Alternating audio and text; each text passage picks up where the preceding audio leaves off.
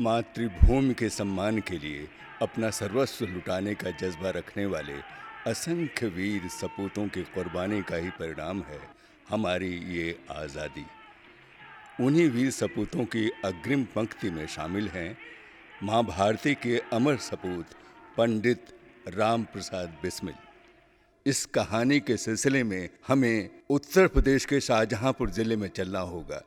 शाहजहांपुर नगर के खिरनी बाग मोहल्ले में पंडित मुरलीधर के साधारण से परिवार में भारत की आज़ादी के अपराजेय योद्धा पंडित राम प्रसाद बिस्मिल का जन्म ज्येष्ठ शुक्ल एकादशी संवत 1954 शुक्रवार तदनुसार 11 जून 1897 ईस्वी में हुआ था। बिस्मिल की पढ़ाई पर उनके पिता का विशेष ध्यान रहता था। हिंदी का ज्ञान प्राप्त करने के बाद बिस्मिल ने उर्दू पढ़ना शुरू किया और उसमें महारत हासिल कर ली। पंडित राम प्रसाद बिस्मिल भारतीय स्वाधीनता आंदोलन के शलाका पुरुषों में से एक हैं। भारतीय स्वाधीनता आंदोलन में कई धाराएं थीं और उसमें से एक प्रमुख धारा क्रांतिकारी आंदोलन की भी थी। इस क्रांतिकारी आंदोलन से ज़्यादातर युवा लोग जुड़े हुए थे। हिंदुस्तान रिपब्लिकन एसोसिएशन पहली एक ऐसी संस्था युवाओं ने बनाई जो क्रांतिकारी धारा से प्रभावित युवाओं को न सिर्फ पहले मूवमेंट से जोड़ना और उनको प्रशिक्षित करके उनकी ऊर्जा का इस्तेमाल भारत से ब्रिटिश राज को उखाड़ फेंकने के लिए करने के उद्देश्य से बनी थी। और ये रास्ता जैसा कि नाम से उस एसोसिएशन की जारी है, हिंदुस्तान रिपब्लिकन एसोसिएशन, वो रिपब्लिक की स्थापना करना चाहते हैं। हिंदुस्तान में एक जनतंत्र की स्थापना करना चाहते हैं और इसी धारा से जुड़े हुए थे पंडित राम प्रसाद बिस्मिल। इन लोगों ने ये तय किया कि पहले आंदोलन के लिए धन की आवश्यकता होती है, वो धन कहाँ से अर्जित किया जाए। तो इसके लिए वो लोग शुरुआती दौर में बड़े लोग जिनके बारे में ये मुखबिरी होती थी कि ये अंग्रेज़ों के पिट्ठू हैं या अंग्रेज़ों के समर्थक लोग हैं, ऐसे लोगों के घरों में डाके डालना और उनसे पैसा हासिल करने का तरीका उन लोगों ने अपनाया। लेकिन इसमें जितना धन नहीं मिलता था उससे ज़्यादा बदनामी होती थी। ऐसे में राम प्रसाद बिस्मिल के दिमाग में ये विचार आया कि क्यों ना हम जिस उद्देश्य के लिए ये संस्था बनी है उसी उद्देश्य को पूर्ण करने वाले रास्ते पर चलें, जहां हमको हमारे लिए साधन भी मिल जाए और हमारे उद्देश्य से हमारी जाहिर हो जाए। तो इसके लिए उन्होंने ये तय किया, उन्होंने अपने खुफिया तंत्र जो भी रहा होगा, अपने खोजबीन का तंत्र, उससे ये पता करवाया कि सरकारी खजाना एक ट्रेन से जो पैसा तिजोरी में रख के जाता है और वो ट्रेन लखनऊ जाती है। तो इन लोगों ने तय किया कि उस ट्रेन को लखनऊ पहुंचने से पहले ही उस ट्रेन को लूटा जाए और उसमें से जो तिजोरी है उसको लेके हम निकल जाएं। और उसमें ये अंदाज़ा था कि एक समय में करीबन 10,000 रुपये होते थे उस तिजोरी में, जो उस ज़माने के लिहाज से 1925 में ये काकोरी कांड हुआ 9 अगस्त 1925 को। तो आज के जो दर्शक हमारे देखेंगे उनको लगेगा कि 10,000 रुपये की रकम क्या, लेकिन उस ज़माने में 10,000 रुपये की रकम बहुत बड़ी रकम थी। और इससे दो बातें हो रही थी, एक तो सरकार का ख़जाना लूट रहे हैं, ये बात जाती कि हम जनता भारतीय लोगों को नहीं लूट रहे, हम तो भारतीय लोगों के जो शोषक सरकार है उसका ख़जाना लूट रहे हैं। एक तरह से सीधे सरकार को चुनौती दिया। और दूसरा, इससे धन की जो ज़रूरत थी वो भी एक झटके में काफ़ी हद तक पूरी हो जाती, चूँकि 10,000 रुपये उस ज़माने में बड़ी रकम थी और इन लोगों को वो पैसा चाहिए था संगठन को चलाने के लिए और हथियार खरीदने के लिए। बिस्मिल के पिता कट्टर सनातनी थे। आगे चलकर बिस्मिल ने आर्य समाज स्वीकार कर आर्य समाजी हो गए। इसी वजह से पिता पुत्र में वैचारिक नोकझोंक होती रहती थी। अपने सिद्धांतों की रक्षा के लिए बिस्मिल ने अपने पिता का घर छोड़ दिया था। स्वामी सोमदेव ने बिस्मिल को राजनीति और धर्म की शिक्षा दी थी। बिस्मिल का मन देश के लिए कुछ करने का हमेशा आतुर रहता था। इनके मन में अंग्रेज़ों के खिलाफ विद्रोह की भावना निरंतर बढ़ती जा रही थी। बिस्मिल ने अपने जीवन काल के 11 वर्ष क्रांतिकारी के रूप में बिताया और इसी काल में उन्होंने 11 पुस्तकें लिखी। मैनपुरी षड्यंत्र, स्वदेशी रंग, चीनी षड्यंत्र यानी चीन की राज्य क्रांति, अरविंद घोष के कारावास की कहानी, अशफाक की याद में, सोना खान के अमर शहीद Veer Narayan Singh, general George Washington America कैसे स्वाधीन हुआ, ये सब शामिल हैं। बिस्मिल की क्रांति भावना नवनिर्माण के लिए विचारों से प्रेरित थी। वे कर्म से ही क्रांतिकारी नहीं थे, बल्कि कलम से भी क्रांतिकारी थे। वे जो कुछ करना चाहते थे उसे अपनी रचनाओं में ढाल देते थे। शस्त्र और शास्त्र का यह वृत्त अपने आप में अनोखा था। उनकी जोशीली कविताएं और शेरों को ब्रिटिश सरकार जब्त कर लेती थी। बिस्मिल में रचना, धर्म और जीवन का कर्म एकाकार हो गया था। वे मूलतः शायर और कवि थे। यह प्रतिभा उनके अंदर जन्मजात थी। सरफरोशी की तमन्ना अब हमारे दिल में गए, देखना है जोर कितना बाजुए का दिल में है, बाजुए का दिल में है, बाजुए का दिल में है। सरफरोशी की तमन्ना अब हमारे दिल में है, सरफरोशी की तमन्ना अब हमारे दिल में है।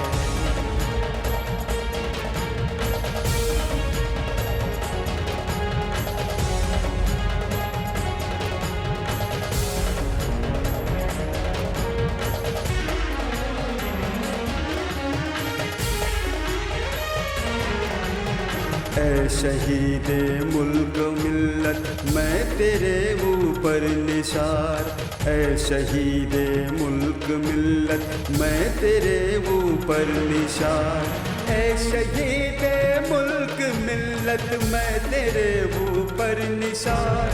ले तेरी हिम्मत की चर्चा गैर के महफिल में है, सरफरोशी की तमन्ना अब हमारे दिल में है।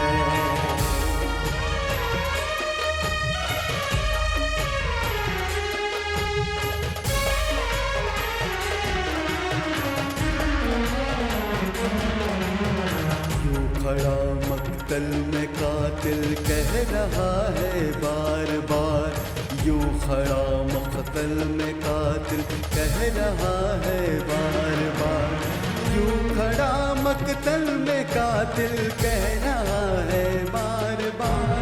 की तमन्ना ए शहादत ही किसी के दिल में है, सरफरोशी की तमन्ना अब हमारे दिल में है।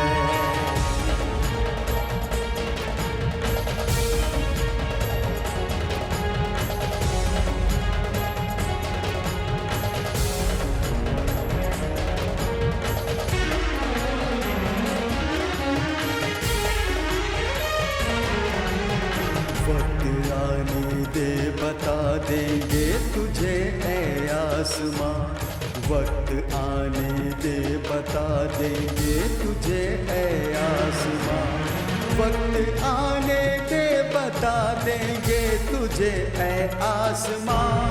हम अभी से क्या बताएं क्या हमारे दिल में है, सरफरोशी की तमन्ना अब हमारे दिल में है।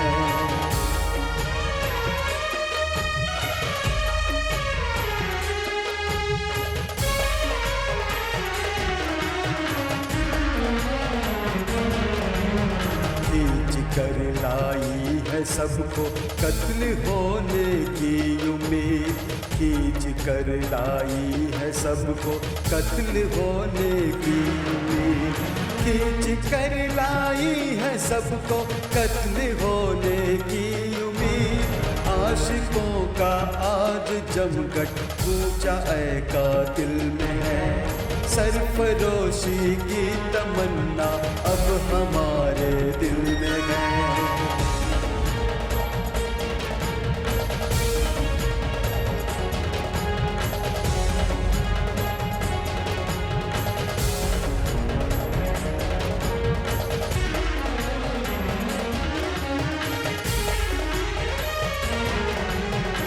मरने वालों आओ अब गर्दन कटाओ शौक से, मरने वालों आओ अब गर्दन कटाओ शौक से, मरने वालों आओ अब गर्दन कटाओ शौक से।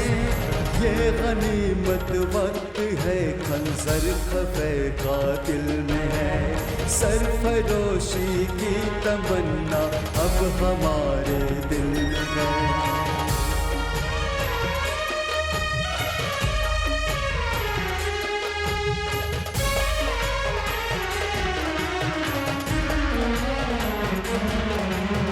अब न अगले बलबले हैं और न अरमा के भीड़, अब न अगले बलबले हैं और न अरमा के भीड़, अब न अगले बलबले हैं और न अरमा के भीड़। सिर्फ मिट जाने की हसरत दिल के बिस्मिल में है, देखना है जोर कितना बाजुए का दिल में है, बाजुए का दिल में है, बाजुए का दिल में है। सरफरोशी की तमन्ना अब हमारे दिल में है, सरफरोशी की तमन्ना अब हमारे दिल में है, अब हमारे दिल में है, अब हमारे दिल में है।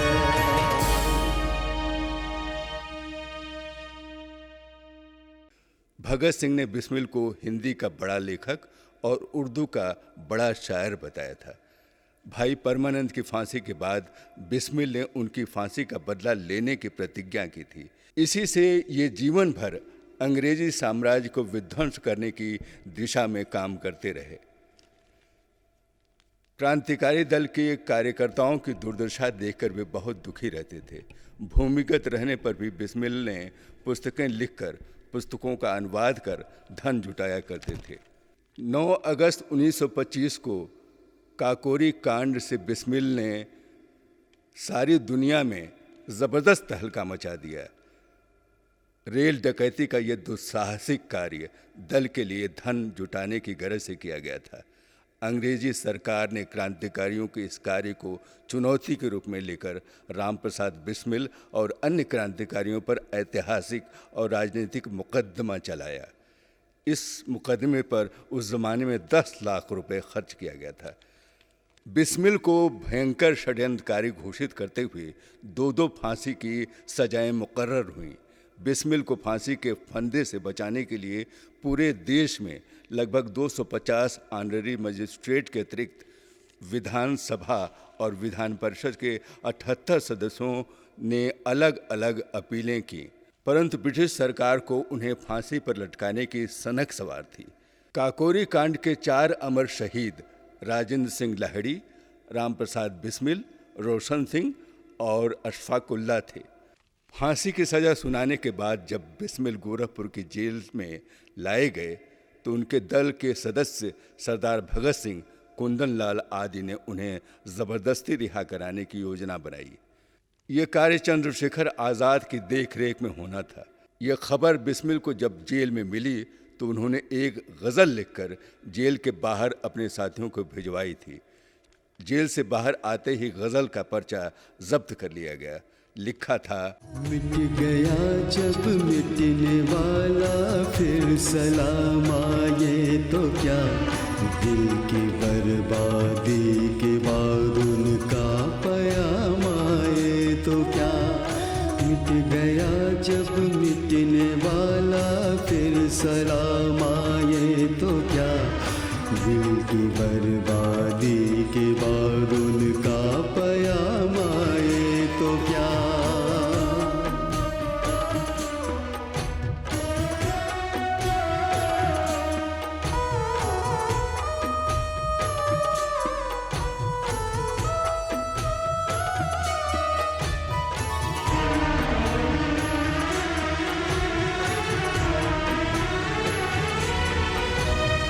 काश अपनी जिंदगी में हम वो मंजर देखते,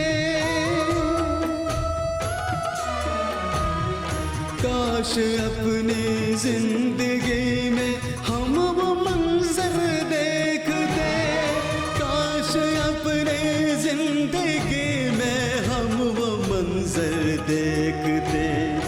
यूं सरे तुरबत कोई महशर के रामा, ये तो क्या दिल की बर्बादी के बाद उनका पयामा, ये तो क्या। 19 दिसंबर 1927 को फैज़ाबाद की जेल में अशफाक उल्लाह को, 19 दिसंबर 1927 को राजेंद्र लहड़ी को गोंडा की जेल में और 19 दिसंबर 1927 को ही राम प्रसाद बिस्मिल को गोरखपुर की जेल में फांसी दी गई। यहाँ प्रिजनर्स एडमिशन रजिस्टर है, जिसमें किसी के बंदी के आने पर एडमिशन किया जाता है। 10 अगस्त 1927 को जब अमर शहीद पंडित राम प्रसाद बिस्मिल इस कारागार में दाखिल हुए थे, उस समय इस रजिस्टर में उनकी एंट्री की गई थी। ये लिखा हुआ है, ये सेशन जज लखनऊ लिखा हुआ, स्पेशल सेशन जज लखनऊ, यानी स्पेशल सेशन जज लखनऊ के आदेश से उनको मृत्युदंड की सज़ा दी गई थी। ये रजिस्टर है, ये देखिए 19/12/1927 ये लिखा हुआ है, यानी 19/12/1927 को उनको ये फांसी दी गई थी। और अन्य डिस्क्रिप्शन जो है वो उर्दू में लिखा हुआ है। जिला कारागार गोरखपुर की तन्हाई बैरकों में से यही वो कोठरी है जिसमें अमर शहीद पंडित राम प्रसाद बिस्मिल निरुद्ध किए गए थे। 10 अगस्त 1927 को जिला कारागार लखनऊ से स्थानांतरित होकर के जिला कारागार गोरखपुर में उनको निरुद्ध किया गया था और इस प्रकार वो 19 दिसंबर 1927 तक इस कोठरी में निरुद्ध रहे। 19 दिसंबर 1927 को प्रातः 6:30 बजे उनको इसी बैरक के बगल में स्थित फांसी घर में उनको फांसी दे दी गई थी। दिनांक 19 दिसंबर 1927 को अमर शहीद पंडित राम प्रसाद बिस्मिल को सुबह 5:30 बजे इस कोठरी से निकालकर फांसी देने के लिए इस रास्ते से लाया गया और इस रास्ते से वो फांसी घर तक ले जाए गए। 6:30 बजे फांसी दिए जाने का समय मुकर्रर किया गया था, तो 1 घंटा पूर्व उनको कोठरी से निकाल लिया गया। ये फांसी घर की सीढ़ियाँ हैं।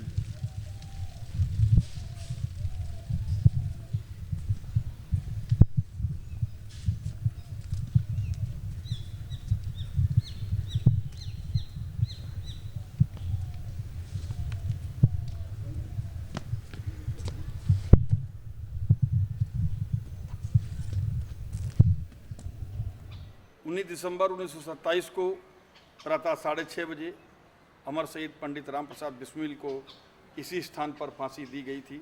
जैसा कि आप देख रहे हैं, ये फंदा लटकाने के लिए ये कड़ा बने हुए हैं।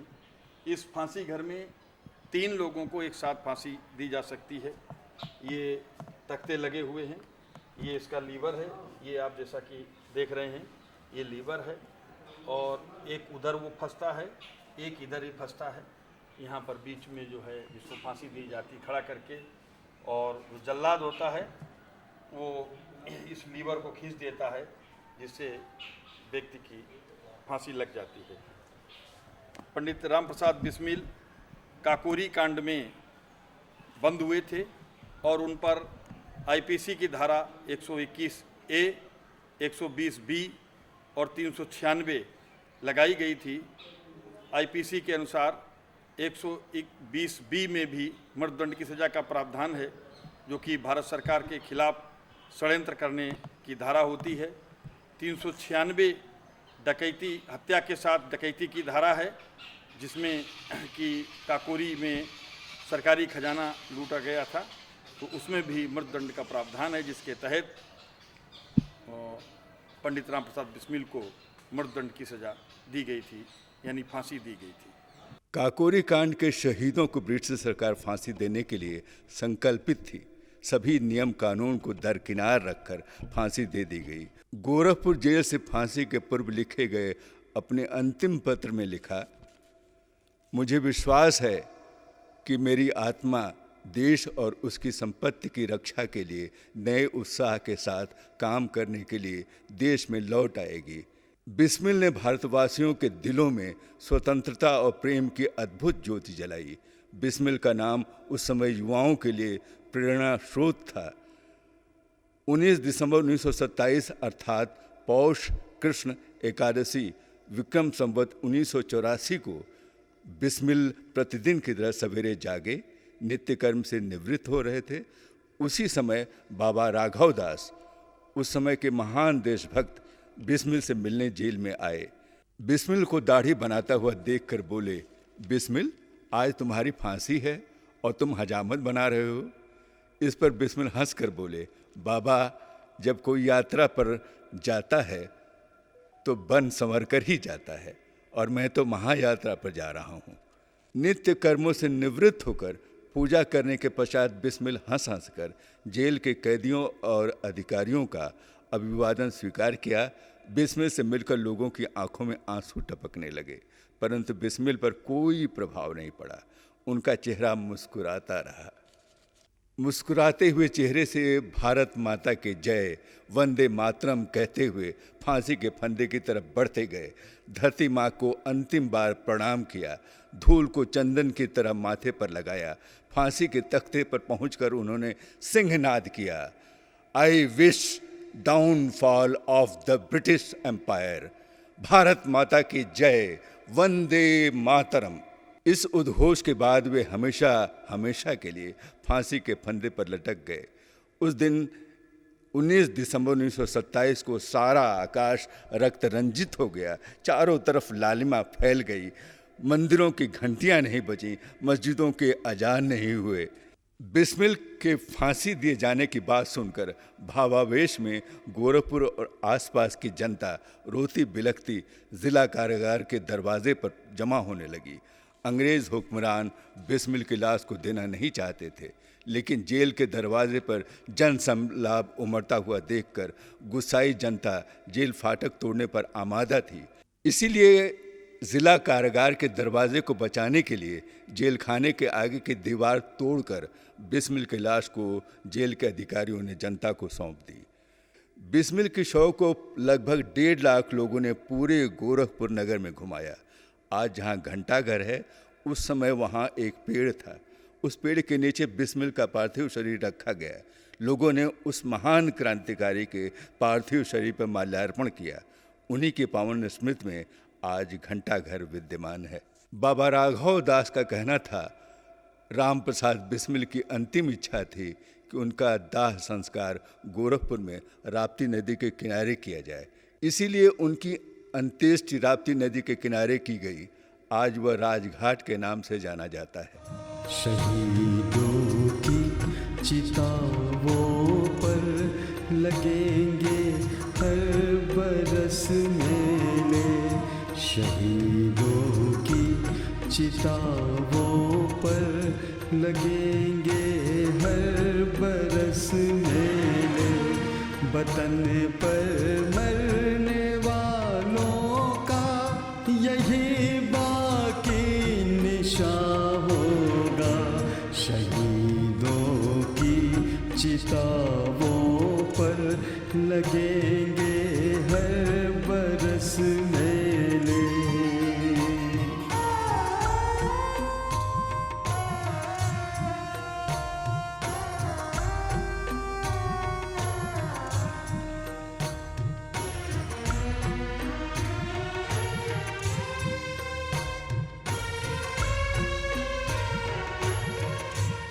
इलाही वो भी दिन होगा जब अपना राज देखेंगे। इलाही वो भी दिन होगा जब अपना राज देखेंगे। तब अपनी ही ज़मीं होगी और अपना आसमां होगा। वतन पर मरने वालों का यही बाकी निशान होगा। शहीदों की चिताओं लगेंगे हर बरस